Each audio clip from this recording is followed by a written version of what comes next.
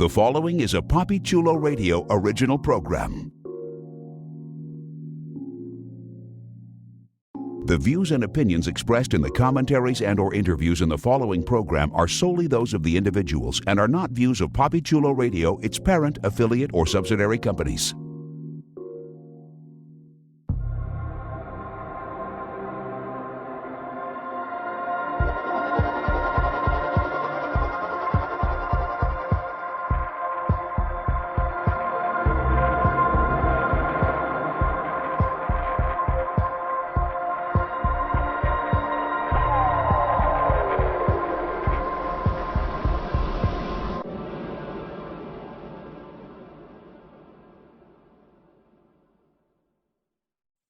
Welcome to the Central City Citizen, a PapiChuloRadio.com original series. Papi Chulo Radio, pop culture on demand.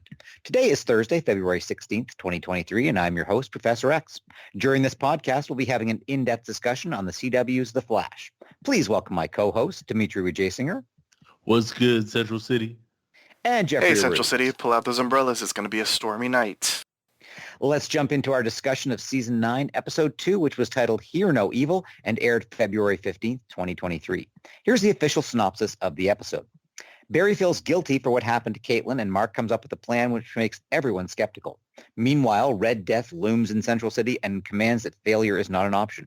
Joe asks Cecile to make a choice, which leads Cecile to think about the greater good. Allegra and Chester take a step in a new direction. Lastly, old friends play an unexpected visit to Star Labs. Well, we can't complain about short synopses in this, the final season. Good God. One final note, this episode was directed by the showrunner, Eric Wallace. So let's see what Eric Wallace did with the work his writers gave him. The episode opens with Barry and the rest of the team asking who that strange visitor we met the last episode was. Mark shows up to help with the introductions, and she introduces herself as Snow. Mark explains that Snow came out of the CRC instead of Caitlin or Frost. She is a blank slate with no memories. Mark also reveals that Caitlin is dead, but he has a plan to bring her back. Mark wants Team Flash to provide a stable energy source to reverse the process that created Snow to bring Caitlin back. At least that's what he says. Barry agrees, and they get to work. Dimitri, you're not a fan of Mark. I've never been a fan of Mark, and it seems pretty obvious that Mark is not to be trusted. So what did you think about the opening scene and the resolution to who this new blue highlighted version of Daniel Panabaker really is?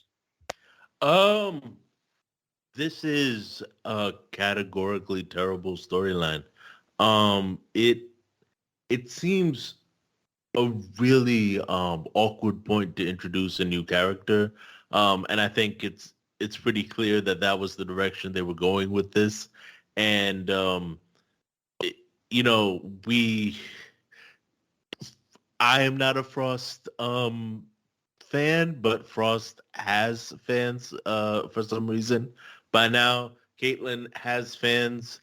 You had two characters that have an established following that you could have chosen from, and instead you're introducing a new one and wiping the slate clean for those two. It seems an odd choice to me. And the whole sort of shady, I'm secretly trying to bring them both back, but I'm only going to tell them I'm bringing one back. It seemed unnecessary. Like if you had said oh, I'm going to bring them both back, was anybody on Team Flash going to be like, no, we agree they should both stay dead? It's really only later on in the episode that possibility gets explored, which I'm sure we'll get to. But in the beginning, it seemed like this was a forced conflict moment that, we've had a few of those on this show, but it seemed like there was no need for a conflict to be here.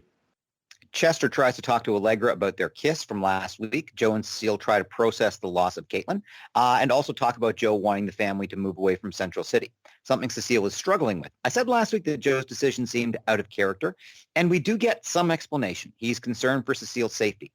But Jeff, he's apparently okay with his daughter and son-in-law risking their lives on a weekly basis. Did his explanation ring true to you? No, this is a writer's thing where they're writing a reason, maybe potentially sort of kinda, as to why we're not going to see Papa Joe as much. He's filming a pilot. I understand. Although, like I just read recently that it was picked up. So that means that they just filmed the pilot, which means that he was readily available to film a lot more. Maybe that's why we're seeing him a little bit more than I thought we were going to see him. Like, I didn't think we were going to see him in every episode. It's only 2 episodes in, but still.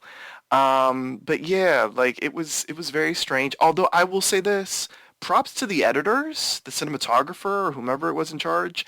The effects of like staring out the window at the rain and like the faces changing in the windows, that was really beautifully done. I just wasn't really buying this whole Joe Cecile situation, and then the usage of like the flashbacks to just the previous episode in kind of like, I think it was in black and white to like give dramatic effect to what had happened.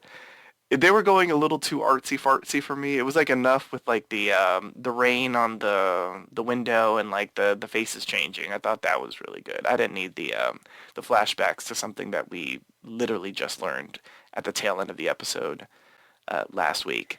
When I was watching that mhm. sequence, I was thinking, well, we're going to get a cutaway to Sad Lynn with a bottle of wine now. Oh yes. Well, we do love Sad Lynn.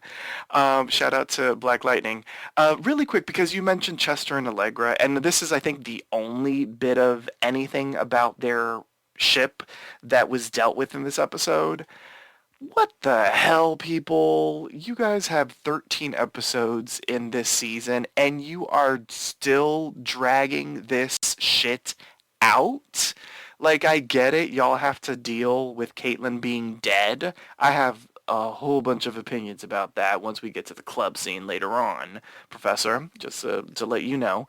But okay, so you want to put a pin in it, but you've been putting a pin in it for like the past 25 seasons, and now you guys kiss. I actually was kind of excited for the kiss, but I don't understand the writers of the show. Like, they must think that like Chester and Allegra are fan favorites, so much so that the dragging of this out is like exciting the fans. I mean, I do enjoy Chester and I've grown to enjoy Allegra, but I'm at the point to where they need to like say what they are and say how they feel. Clearly, they're going to be a couple by the end of the series' run, but speed this shit up. Like, the ship has hit an iceberg and it is about to sink. Meanwhile, at Hartley Rathaway's Krakatoa Club, Hartley goes to leave, but he's attacked by a new fiddler in the parking lot. He fights with her and manages to get away, but she does some serious damage before he flees, and then the fiddler leaves as well. Dimitri, what do you think of the new rogue that's joining us this week, this fiddler? I feel that unless you're Natasha Lyonne, any curly redhead is automatically coded evil. And how did you feel about bringing Hartley back? We've seen different versions of Hartley. Last I remember him, I didn't remember him being quite such a jerk. I thought that after they went through one of Barry's consequences that, Hartley was a friendly member of the team. But apparently I was wrong because he's kind of a jerk. Shouldn't she be on the roof? But bum. What? The temptation to have a shot of her on the roof just as an establishing shot must have been very hard to do. Right, and then she jumps down. Anyway. Oh man. I jogged my memory about Hartley because it was He clear used from to the work at Star episode- Labs. He was a villain in the beginning, but then one of Barry's going back in time turned him into a friend and ally of the team, but then Barry went back in time yet again. And when we saw him another time, he was antagonistical to the team. But then, like the professor, I felt like by the end of that episode, he had no longer been antagonistical to the team. I'm very confused, and people over at The Flash, this would have been the perfect episode to have done a previously on that included Hartley. I'm just saying. Yeah. I kept thinking like, who are you again? Like I was racking my brains while watching the episode, but I mean, I thought there did seem to be some genuine chemistry between him and his love interest, which kind of fueled a little bit of sympathy, like audience sympathy, as we're going into this episode. The fiddler, I mean, especially by the end of the episode when you realize she can like sing and create the same effect, which kind of makes me think of, is it Black Canary who can do that? Yes. Yeah. They both kind of turn into Black Canaries. Yeah, it just like having the fiddle is just so like it's a very contrived thing to do. Especially like I would like at least like some reason why she has a fiddle to begin with, like, oh, this like Juilliard educated violin prodigy who was in like a tragic experiment or something. Like otherwise it just seems so like this is like a Power Rangers villain or something. Like it seems so unnecessary. And there's just something so what's the opposite of menacing about seeing someone try to like menacingly play a violin note? Like it just I could not take her seriously. So yeah, this might be a villain that's lifted from the comics. But you know, they don't always translate well one to one. I mean, there's a reason Aquaman looks like Jason Momoa and not like comic book Aquaman. Like, I think some more adjusting was required here to have this villain seem remotely believable. The fiddler is a classic rogue, except that it's a magic violin that causes people to dance uncontrollably. It doesn't, fire bursts of energy at people. But even for the Flash, that would have seemed a little silly. Oh, that would have been spectacular because it would have been like insane. Doing a jig or river dancing or something like that. At Star Labs, Snow enters the CRC, but when they fire things up, it quickly begins to go wrong. What a surprise. Barry gets Snow out, and Snow says that Mark didn't tell her that it would hurt, just that it would bring them back, meaning it would bring both Caitlin and Frost back. Barry wants to know why Mark lied. Mark says it's because he can't trust them and says he will never give up on Frost. Let's talk a bit about Mark. Jeff, I'm going to turn this over to you this time. He seems to think Team Flash is a reality TV show because he's really not there to make friends. So what did you think of their portrayal of Mark, particularly given that we know that he's a series regular and he's even in the opening montage as a member of Team Flash? I love how you know the rules of reality television, but yet you don't watch any of it. You pick these things up purely by osmosis. I've never seen Avatar, but I know it's about blue aliens. Okay, good. Well, blue cat aliens. Blue cat aliens that do weird stuff with their tails. Yes, and it's basically not Gone with the Wind. It Dances with Wolves in space. Yeah, which is also I heard basically... it was Fern Gully. Oh, well, I mean, it's all the same shit. Okay, basically a white savior, but anyway. So... here's the thing. I did not dislike Mark as much as both of you disliked him in the past, but I did not like him in this episode. I just don't really understand what the writers are trying to do with him. Like, listen, I get it. He was in love with Frost. Let's say it's the love of his life. So he's doing anything and everything to bring the love of his life back. Unfortunately, we've seen this shit over and over again with Barry. And maybe I just don't really care or am that invested in the Chilblain Frost romantic ship that I just, she's dead. The fact that Caitlin is dead and nobody seems to care, it for me is the bigger red flag of this episode. So Chilblain wanting to bring his bride back, I mean, it was a storyline.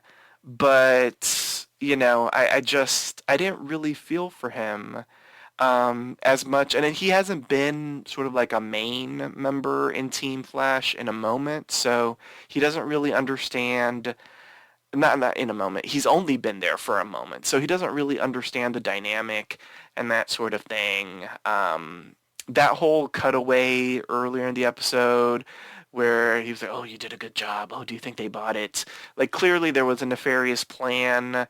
My hope is that he is sort of like down for the heroing cause by the end of the season. If not, I really just don't understand why he's a series regular. Outside of the fact that I do remember reading articles in which the showrunner and other people really loved working with him. I just don't know if I really care for this storyline. Jeff, you were mentioning the scene with the brief cutaway where Mark is saying to Snow, we got away with it. I actually thought in that moment, what if that's actually Caitlin? And she's just like put blue highlights in her hair and she's lying to the team in order to gain access to the tech, allow her to get thought Frost the back. same thing. Oh, you thought they were going to I was actually kind of surprised when it turned out that Snow was as dim and clueless as she actually turned out to be. You thought it was Caitlin Breaking Bad. Pretty much, yeah. That would have been an interesting storyline.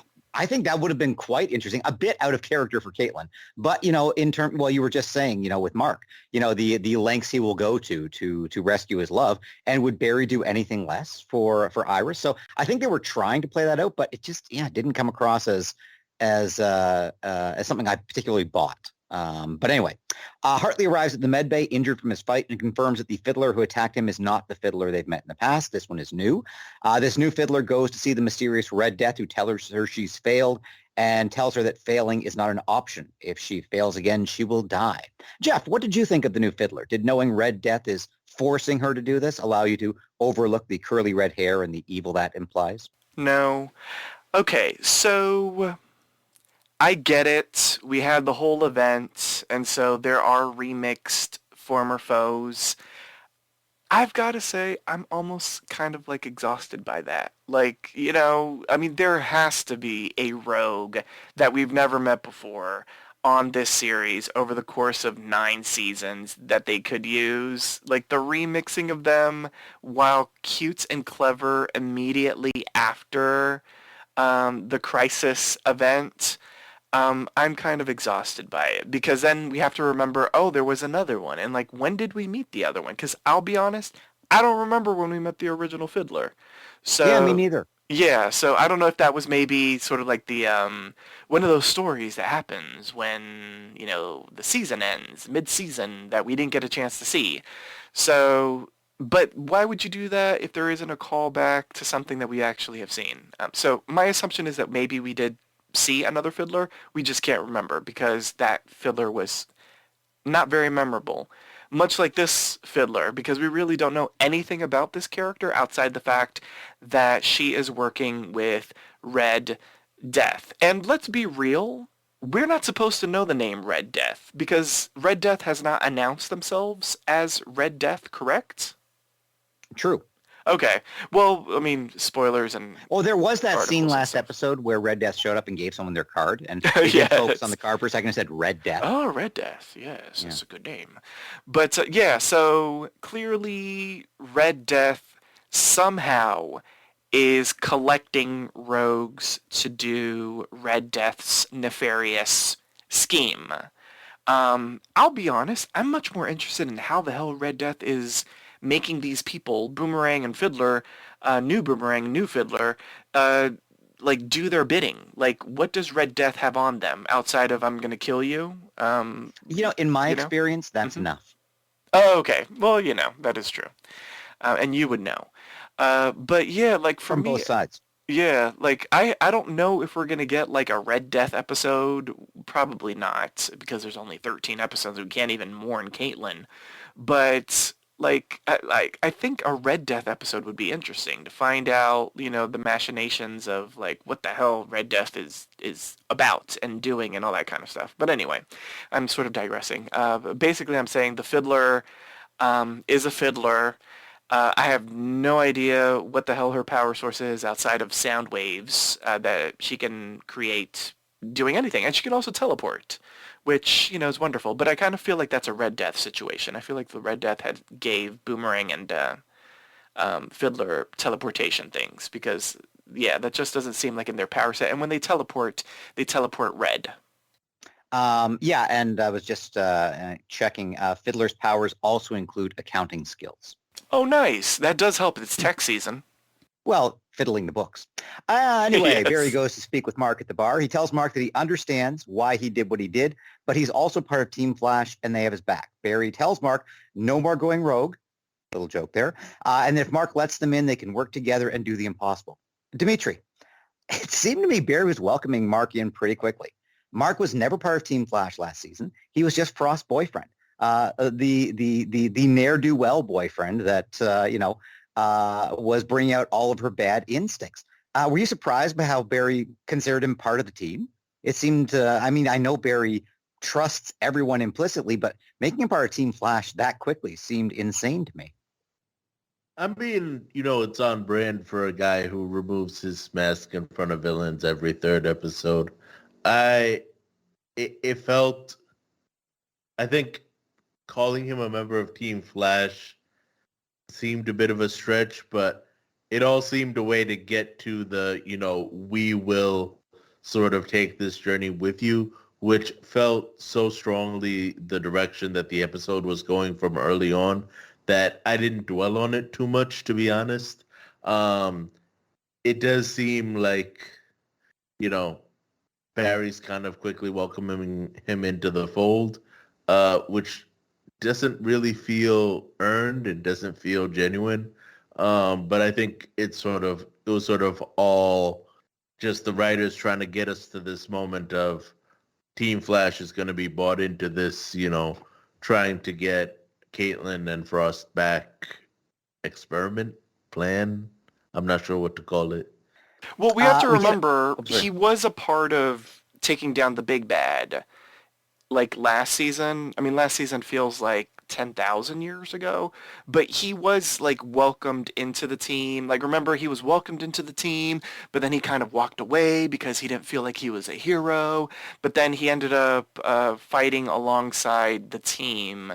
And that's when they kind of welcomed him into the fold. So I think what Barry was doing was more so for us to remember that, oh yeah, Mark is sort of like officially, unofficially kind of sort of a part of Team Flash. We get a bit of character development, or maybe not development, but exposition for Snow as she finds Hartley. He's frustrated and trying to work on his sonic gauntlet and is quite curt with her. Snow, in return, is very empathetic and asks him what's wrong. This innocent, empathetic Snow is pretty much what we'll get all episode. I already asked Dimitri. Jeff, what are your thoughts on Snow? She was cute. She was innocent. She was, Annoying? No, I didn't find her annoying. I found her cute and adorable and innocent. Like, I always say the precious cinnamon roll that we all must protect. That's what she was kind of giving in this episode. Like, yeah, but I was like, what are we going to do with her? She can't do shit. Like, she's not a doctor. She's not a scientist. She cannot shoot ice out of her hands. I will say this, and it didn't hit me the first scene, or maybe even the second, but about halfway through the episode, I was like, she's controlling the weather. And later on, I feel like I got confirmation that she's controlling the weather. So, maybe she's a meteorologist. I don't fucking know. But she's the new Al Roker. But I found her adorable. She's very innocent, so we're going to get, like, the whole... You know how, like, when there's, like, an alien on the show and they don't understand you human ways? Like, that's kind of like what we're going to get with her, except she's a human, allegedly. So I don't fully mind it. She's, like, adorkable. She's kind of like what I imagine Zooey Deschanel is. I've never seen the new girl because I feel like she's kind of annoying. But shout out to the Zooey Deschanel fans. But I feel like, because Zooey Deschanel, I believe she calls herself adorkable, and she's very proud of it. I found Snow kind of adorkable. And so it was a slightly different iteration of the character that Danielle Panabaker was playing. And I was like, okay, you're doing something different, and I don't want to say I'm here for it, but I'm okay with it. Yeah, I disagree. I just found her pretty consistently annoying. But I do like the catch on the weather. I missed that, but I think you're right, looking back at it, that's probably going to be what her power is, because it seems like at this point she's doing it unconsciously, that the weather is just mimicking her mood. Mm-hmm. Because we saw it raining, and then the reference to it stopped raining, and when you think about it, why would you be able to hear it raining when you're in the heart of Star Labs? I realize the place has been banged up pretty badly, but I would hope the roof is a little thicker than that. And then, in the final scene with Barry and Iris, when, Snow is happy, presumably then it's nice and bright and sunny. So I think you're onto something there. Thank you. I hadn't even considered that possibility, but I agree. I think, that because she asked, they don't allow any character to be useless on this show. Well, not officially, but it does seem like if she's here to stay, she's going to have a power, and that could very well be it. Snow and Cecile meet. Snow says that she wishes she knew what her purpose was. Cecile says she can't read her feelings. Then Snow says she doesn't want to go back inside the CRC, and she's afraid. Ultimately, this sets up the team's decision to go against Mark's wishes to bring Frost back, and against the option of bringing Caitlin back as well, instead allowing Snow to find her own path. Dimitri, what did you think about the decision and the team's debate? I mean, ultimately, this was their only choice. Like, you can't take Snow, who is a sentient, albeit annoying figure, shove her in a box and hope that two different people pop out of it, or maybe just one different person pops out of it.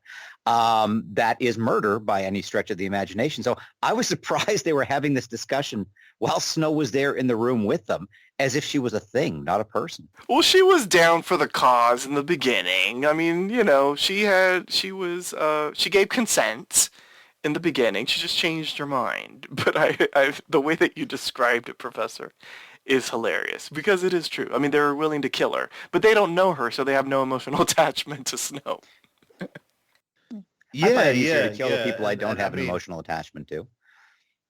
For sure. Like there were times that I thought, maybe somebody should have that kind of treatment for Frost, like especially when she's first introduced in the episode where she dies and all the ones in between. But I do think that it's good that they at least, even though it's kind of late in the episode, acknowledge that, this is a sentient being. We can't murder her. I mean, it's kind of a weird area in that, we seem to oscillate between sort of a Moon Knight scenario and, I guess a Firestorm scenario where it seems like the series never fully decided whether these were multiple personalities or completely separate beings. I do take offense that you're comparing the Flash to Moon Knight. I mean, not in terms of quality. Okay.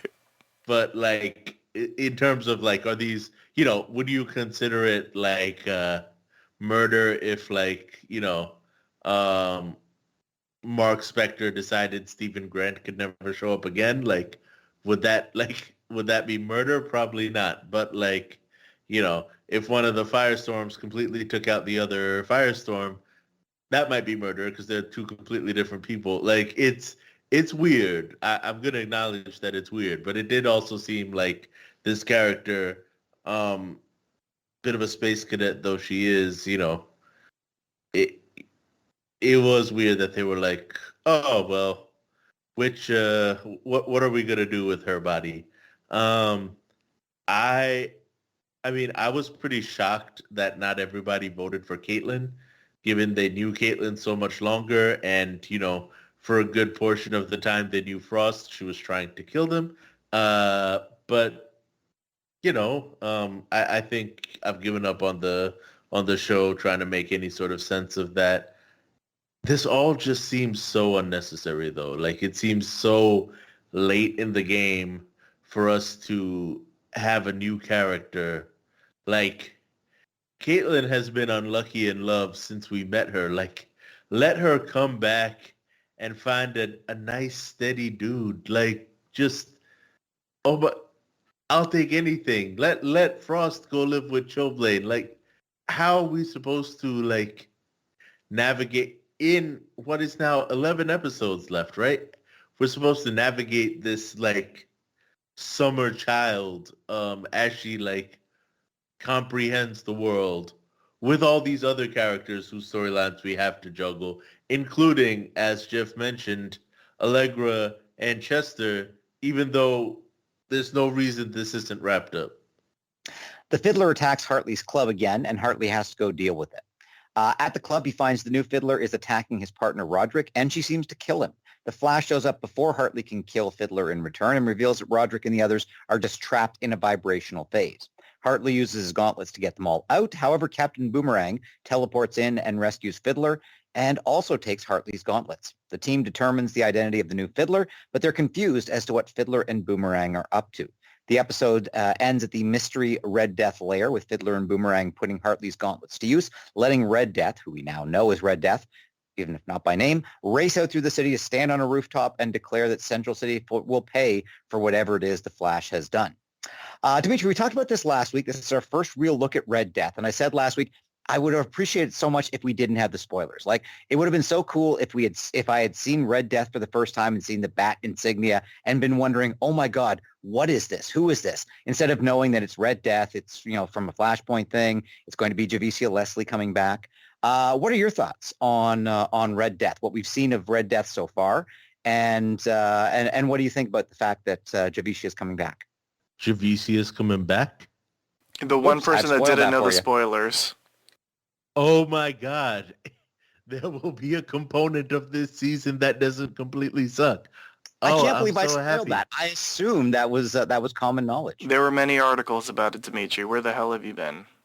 Oh my God, I just realized we also spoiled the fact that Barry Allen is the Flash. Oh, geez. Sorry, Dimitri. Oh, I was thinking, Batwoman wants her logo back, but I did not realize there was a connection. I had heard that some people from other shows were maybe going to come up on this season of The Flash, but I hadn't heard anything definitive. So, I mean, that makes me happy. And now the logo ripoff seems like less of a ripoff. Red Death, I mean, I do think there's something to be said for like the scariest villain is the one you can't see. So, I do think they had used that to the max in terms of Red Death being, so vibraty. I wish he didn't look so much like, Angry Thawne with the red eyes. Well, technically she. Although, I will say, I hadn't heard her voice in Red Death until that final scene when Red Death is overlooking Central City. I was like, oh, that's Javicia Leslie. Oh, I still didn't think it was her voice fully, but because I was thinking it's just like, it's obvious they like brought her in for like 1 or 2 episodes later on, and it's just, CG figures up until now or stunt people in the costume. I'm genuinely sorry that was spoiled. Like, that would have been a good reveal. I know it would have been so awesome, but yeah, nothing is hidden anymore. Before we get to the club scene, I did have one question I wanted to ask Dimitri that occurred to me. So by the end of the episode, we know that Snow, with her new name we'll talk about in a second, is going to be sticking around. She's not going to go into the CRC. We're not going to be getting Frost back. We're not going to be getting Caitlin back. Dimitri, one last time, will you finally accept that Kateco is not a thing? She's gone. That's the best question you've ever asked, Professor. Or were you holding out for that big surprise in episode 13? Cisco comes back and crossed that Cisco will make an appearance this season. I would imagine his girlfriend will come as well. But if she doesn't, I see no reason why Kateco can't happen. Finally, Team Flash goes to Hartley's club to dance. While Barry seems to be having a great time busting out his dad dance moves, Snow, now known officially as Keon, whatever, and Cecile managed to get Joe to dance while Chester and Allegra, who still haven't talked about their kiss, decide to go Lady Gaga and just dance. Now, personally, I really like this scene. I just, Team Flash is dealing with so much on a regular basis that it's just really nice to see them having a moment where they can enjoy themselves. But I was expecting a baddie to burst in the door like the Kool-Aid Man at any moment. Frankly, I was so worried I couldn't enjoy it so much. I also really enjoyed the fact that they brought in some extra dance scenes for the closing credits. More of Team Flash having fun, please. Jeff, what did you think of the scene in the club? Okay. The scene at the club in general was fun. Shout out to the Kygo remix. Kygo has been doing fantastic work remixing the classics. So that was fantastic. Actually did not think Barry couldn't dance. Like for a Caucasian man, he actually had a little bit more rhythm than the average Caucasian. So, like, I didn't understand why Iris was like throwing like a massive amount of shade at him. But here's my thing. So as a scene, it was cute. They saved Hartley. Everything's fantastic. But Caitlyn is dead, and they're out at the club dancing. We had a tiny moment earlier in the episode when it was raining, it's pouring, we were all sad. And they were like, oh, Caitlyn, but Caitlyn's dead. But, like, no one really mourned her. And we had an entire fucking episode where Central City mourned Killer Frost, a.k.a. Frost. And we've known Caitlyn for 9 years. And nobody, not even a toast. Here's a toast to Caitlyn. The best there ever was, or, the only doctor we know, so who's going to stitch us up in the future when we get hurt? Like, nothing like that. And that was incredibly disappointing. And I did read an interview, I believe it was with Eric Wallace, but it could have been with Danielle Panabaker, where that was discussed about, the time for mourning and this, that, or the other. And basically what was said was if we were originally like the 20 episodes that we thought we were going to get, we could have spent time on that. But because we're now 13 episodes, we can't really do this, that, or the other. If you have enough time to introduce a brand new character and to give us more Mark, you could have had at least a scene in which they say something nice about Caitlyn. It was just, it just seemed so strange. Like, was she just a coworker to you guys? And I know the actor's still there. Danielle is playing a different character, so it's not like we lost, like, let's say when Cisco left. And so there was like the sadness about Cisco leaving. So I don't know, that just bothered me. I don't know if it bothered either of you, but I also want to say, because we sort of glanced over it, and I feel like you did it on purpose, Professor, because A, you don't like Keone, and B, we've kind of been harping about this episode, but I actually did like the scene in which, well, now she's Keone and Hartley talked, because that inspired him to sort of be and choose like the person he wants to be.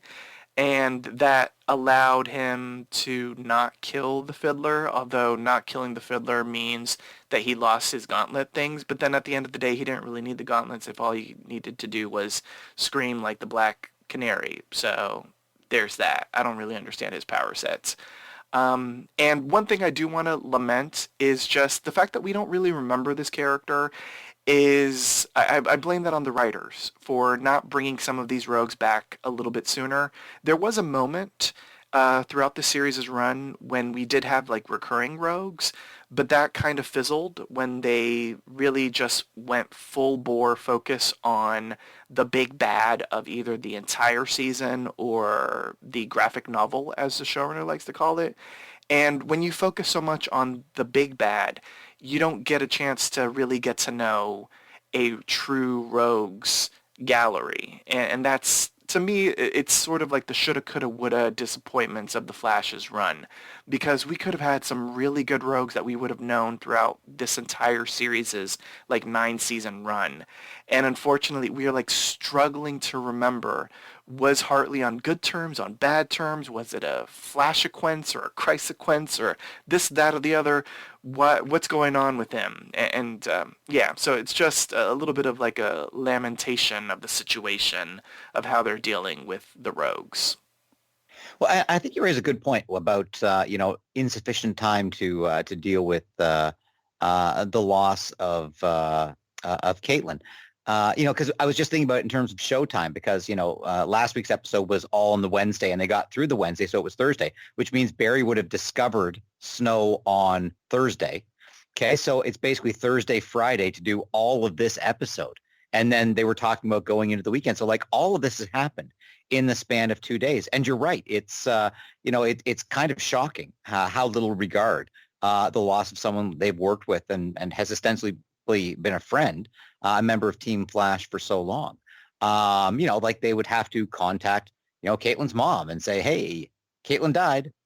contact Cisco and let him know, hey, Caitlin died. So I think you're right that that was glossed over. It didn't strike me in the moment watching it, but thinking back on it now, yeah, Caitlin deserved a little better.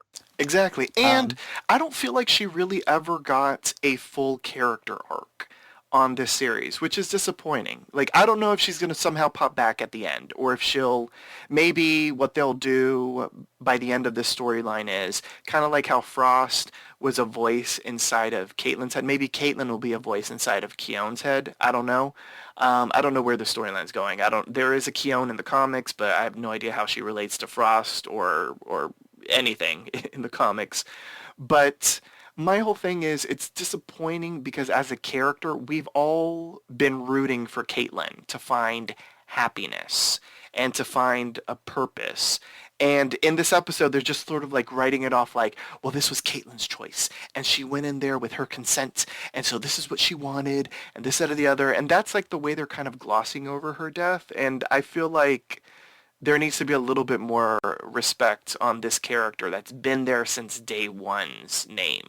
Because unfortunately, I mean, I don't think we're now going to get any sort of satisfactory arc for Caitlyn. Like, if we don't see her ever again, if it's just Keone, poor Caitlyn really never had a decent story arc throughout 9 seasons. And also arguing that this was Caitlyn's wish. Caitlyn's wish was not to be turned into some, adorkable woman child. Her goal was to bring Frost back. So I mean, the experiment failed. So I mean, saying this was what she wanted is totally specious. What she wanted was to survive with her sister or to bring her sister back. She got neither. Before we move on to the MVP section, was there anything else anyone wanted to mention? An Easter egg, a great moment, a moment of cringe you'd like to shout out?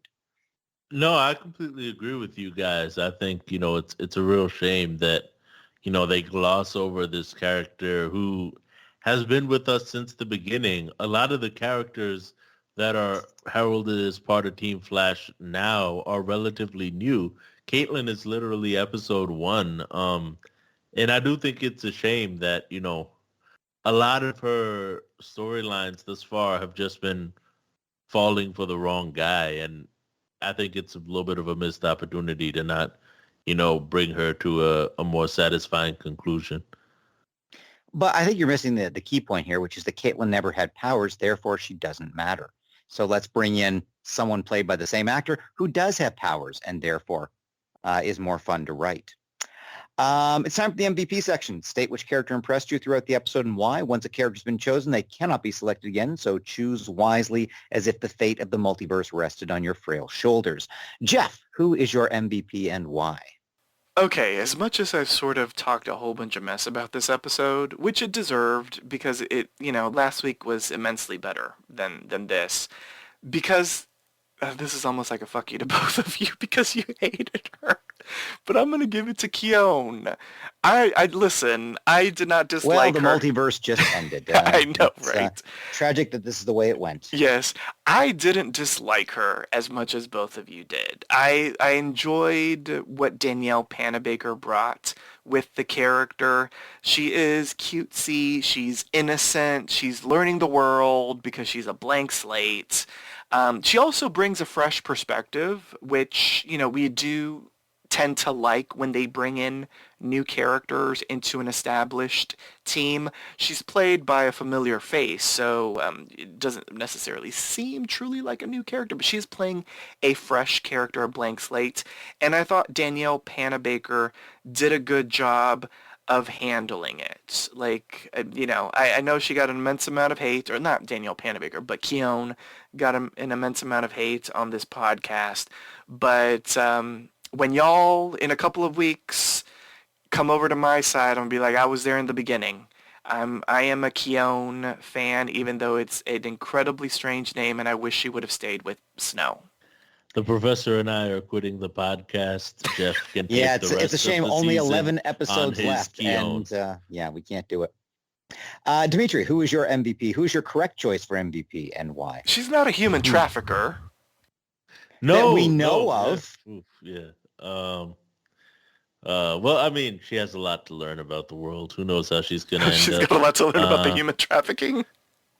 I mean, last time Caitlyn went through a transformation, um, let's see. I think I'm gonna give it to Iris West Allen.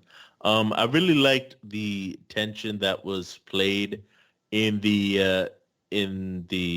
sort of navigating of this episode. And I think the sort of conflictedness that she brought into this episode, I thought provided a decent undercurrent for the team. Also, she slayed her outfit at the club later. But I also I'm choosing her, I think, partially by default because I feel like a lot of characters did things that are unsettlingly out of character, from Joe, wanting to leave Central City, to whatever the fuck Keon is, to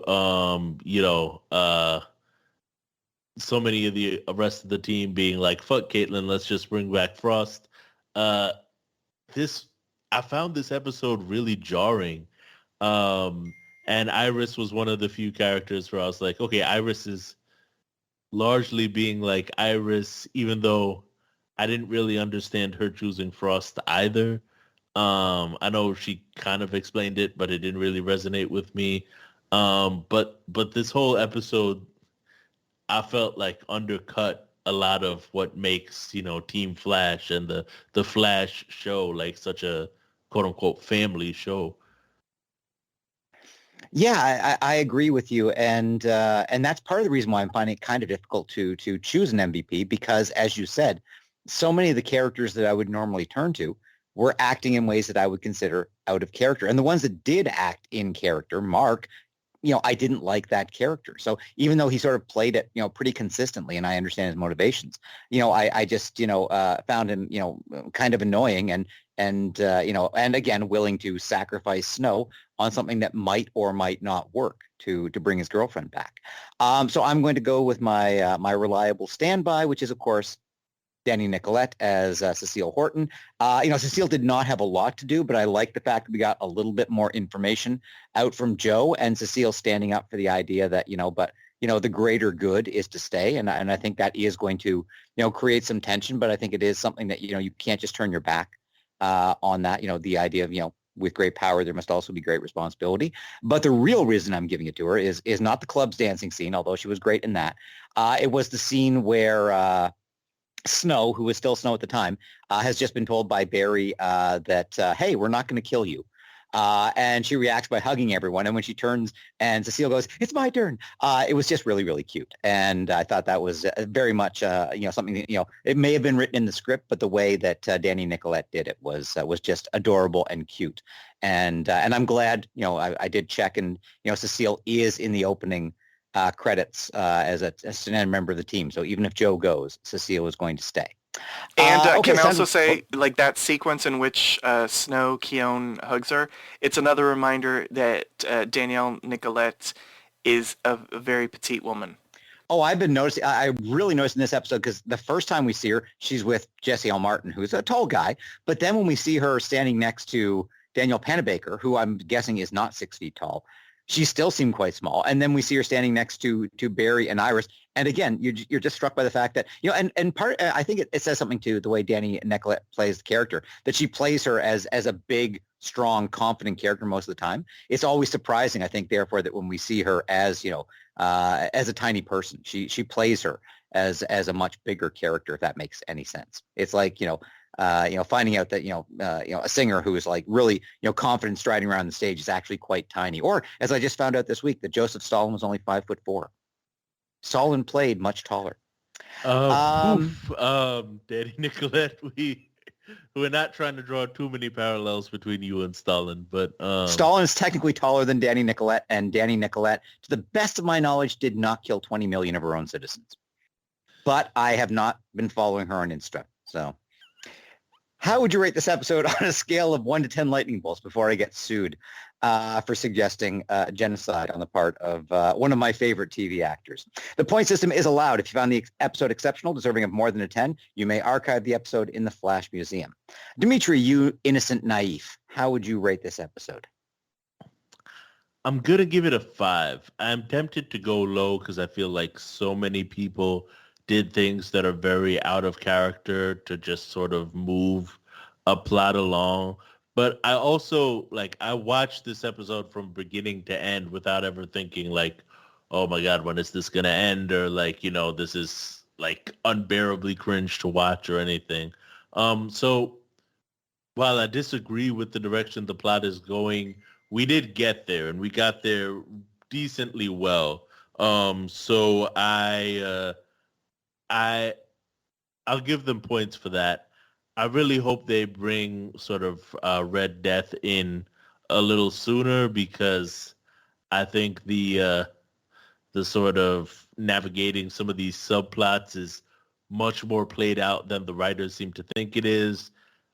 I like Allegra, I like Chester, but they need to just get together. I'm all out of fucks to give at this point. They need to smash. I don't care about watching, Caillou, not Keon. Not Caillou. Freudian slip. That's the little white boy with the hair, with the bald head. World. I don't care. So, I really hope the main storyline is good. The Flash has fallen off for a while now, and it does seem like this season is not going to be, a home run. But, they have kept the show going for 9 seasons. That does count for something. I really hope that they can land this plane successfully. But they're going to have to do better than this episode to do that. Jeff, unlike Dimitri, you assumingly see this episode through the unspoiled eyes of an innocent child. What rating do you give it? Kind of. I guess an innocent child like Caillou. That's what I was saying. Keon. Now you're calling it what he called it. Caillou. No, but it's just... Caillou was that bald-headed Canadian the bald-headed cartoon kid, yeah. He was apparently a bad child. I've never seen the Caillou, but there's threads from parents that say the Caillou badly influences their children. I was shocked. I watched that show a little bit as a kid, and I never really thought it encouraged that much bad behavior. But apparently parents were celebrating when it was canceled. Yeah, so that's where you learned everything. And that's why you're the brown bald beauty. Oh my God, you never realized what an influence Caillou had on you. Yes. Might have been a little bit more genetics, unless there's a untold shared lineage between me and Caillou, but you never know. We'll get you a 23andMe. Yeah. Maybe Dimitri's Canadian after all. Sit down and have a chat. Yes. Okay. I've been sort of delaying the inevitable. All right. This was not a good episode. As much as I've tried to pull at threads that I enjoyed in this episode, shout out to Keon and Cecile Horton, DA Cecile Horton, and that sort of thing. Well, former DA Cecile Horton, metahuman attorney Cecile Horton, because she's not married to Joe, right? So she's not a West. She's not Horton West. They're grown people. They don't need to get married. Anyway. I thought they had gotten married. I don't think they're married. My God, they're living in sin. They are living in sin. I'm going to stop watching this show. It's right. It's as bad as Caillou for promoting the wrong. That's why it's getting canceled, because the Next Star people are very conservative. But anyway, moving on from the CW. Oh, they're fine with the incest between Barry and Iris, but they have a problem with two people in their 50s living out of wedlock. Well, there's that. I'm going to give it a 6.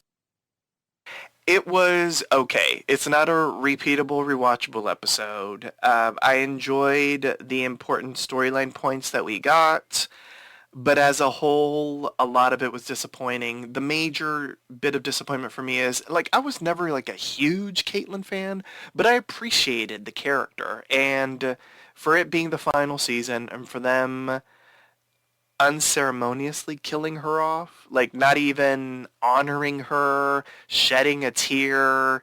doing a toast in her honor, hanging up her stethoscope in the Hall of Heroes or something. Like, it was really disappointing for me. Yeah. Also, Mark being very emo was a lot. And also, I won't spoil this for either of you if you didn't see the promo, but the fact that they spoiled a huge bunch of exposition-y information about certain machinations and that sort of thing in the promo for the next episode, aka information that we did not get in this episode. That was really disappointing as well. I'm like, why the fuck would you cut that promo in that way? Giving us... Anyway, I won't even say anything else because I don't want to ruin it for either of you. But listeners, if you know what I'm talking about, you should be hella pissed too. I'm going to split the difference and give it a 5.5. I agree. I can't imagine myself wanting to watch this episode again. And honestly, as we discussed it, I found myself liking it even less. And a lot of that's on you, Jeff, because I hadn't even thought about the fact that, how they did Caitlin so wrong in this episode. You're welcome. Thank you for spoiling the episode for me. Yes. So before we get on to our sign-off, I'd just like to do something that Team Flash didn't have the guts to do. Let's have a moment's silence to acknowledge the 8 years that Caitlin Snow gave us. Join us next time for a brand new installment of The Central City Citizen. Here's our announcer to remind you on how you can interact with us. Follow Poppy Chulo Radio on social media. We are on Facebook, Instagram, Twitter, at Poppy Chulo Radio. Do you have any questions, suggestions, comments, or concerns? Email us via contact@poppychuloradio.com. Are you interested in joining the Poppy Chulo Radio team as an on-air personality? Email talent@poppychuloradio.com. Binge listen to your favorite Poppy Chulo Radio programs by visiting poppychuloradio.com/archives. You can also download tonight's broadcast and the rest of the series through Apple Podcasts and Google Play. Just search for The Central City Citizen and subscribe. Thanks, announcer. My co-host, please wish the listeners a good night, starting out with Dimitri. Good night, Central City. And Jeff. Good night, Central City. Rest in peace, Caitlin Snow. Thanks for tuning in. Subscribe to the Central City Citizen via Apple Podcasts, Google Podcasts, Spotify, and iHeartRadio. New episodes release every Friday, and you can also download the entire series by visiting poppychuloradio.com/archives. Good night.